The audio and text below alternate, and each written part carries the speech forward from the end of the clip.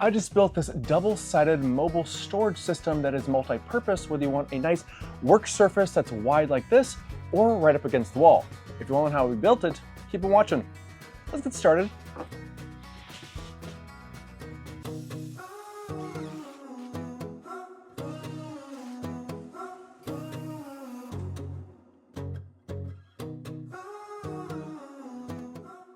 If you've been following the channel, you may have noticed that I'm a fan of tote storage. This one is my first one that I built, which was a 16-unit one-sided mobile storage system. This one is a 32-unit double-sided mobile storage system. But what if I was able to combine a system where it was mobile, but it also had storage, but I also could work upon it? Key word is work on it. So I got an idea. Let's see if it works out. Like always, I will have plans available for this build, and I always keep you, the DIYer, in mind because I want to make sure that this is easy to build, along with structurally sound and affordable, at least as much as possible. At the tail end of the video, I will note how much I spent on this build, and how much Lowe's actually saved me due to a few nice deals. In total, this system is going to have a total of 12 27-gallon totes, and my first batch cut of 4x4s are being cut at 72¼ inch.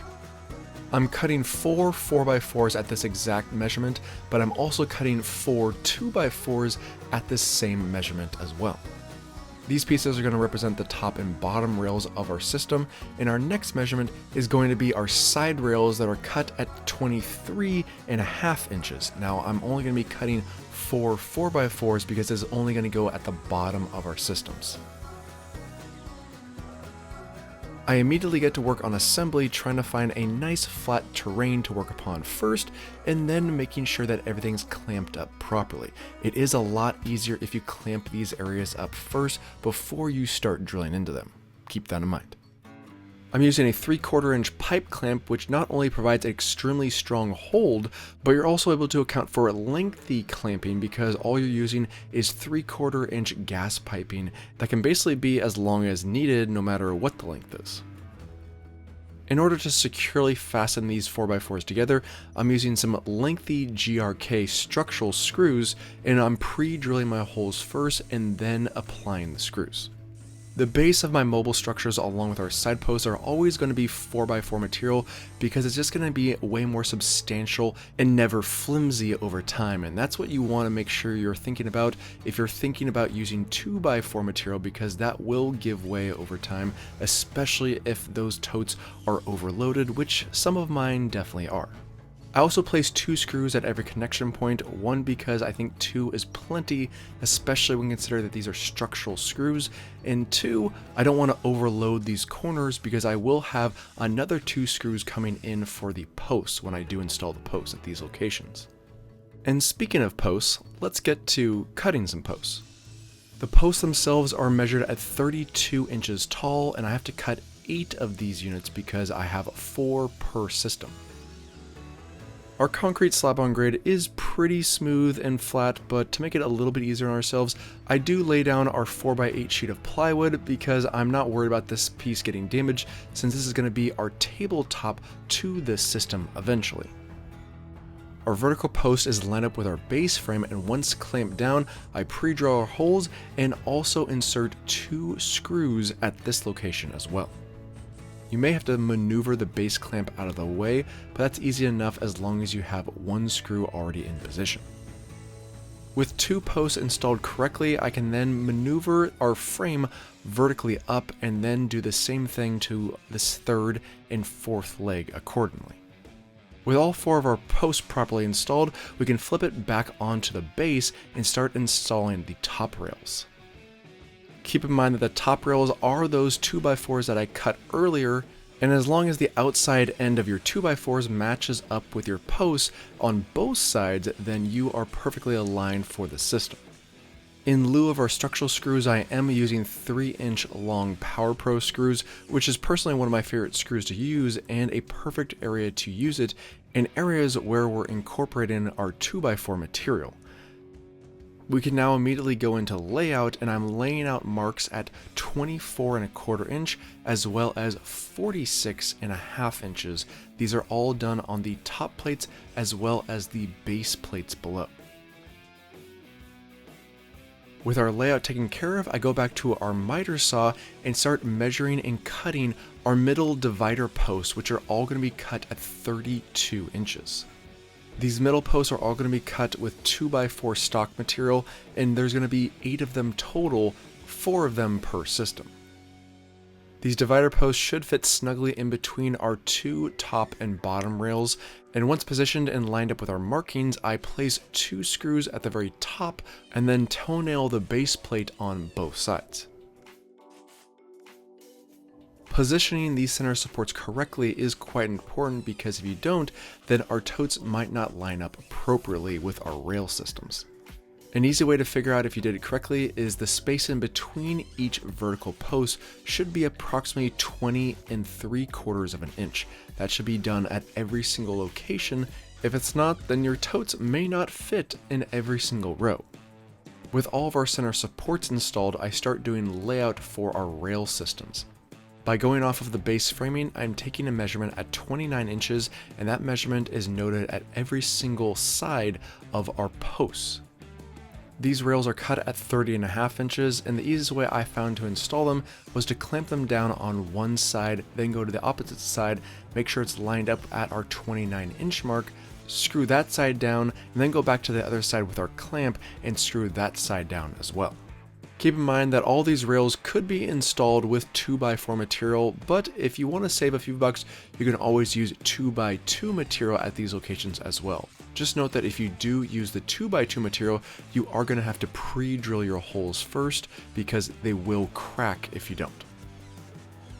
With all of our framing complete on one of our carts, I somewhat gently maneuver our system upside down so I can install our casters.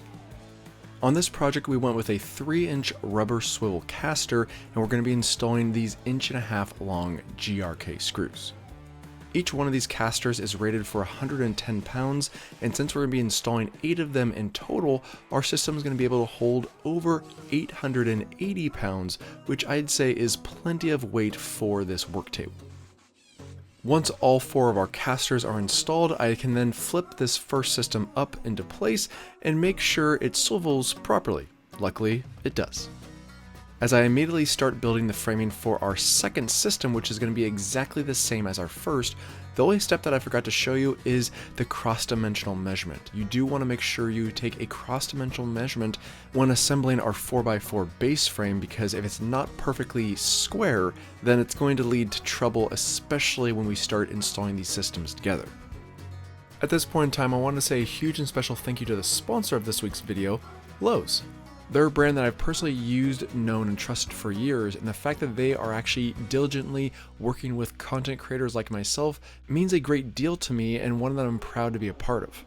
We wanted to team up on a project that was not only DIY friendly, but affordable and can be done year-round. Lowe's is also a part of YouTube Shopping, so I will make sure that many of these products and materials that you find in this video are readily available on YouTube Shopping, or of course at Lowe's stores or at lowes.com. Added bonus if you're watching this during the Black Friday deals, because I have now found the cheapest 27-gallon totes I have ever found thus far, thanks to the Lowe's team. More on that on the tail end of this video when I incorporate our material costs. But till then, let's get back to the project. I maneuver our carts together, and once together I clamp them down and start installing this large gate hinge with our 3-inch long Power Pro screws.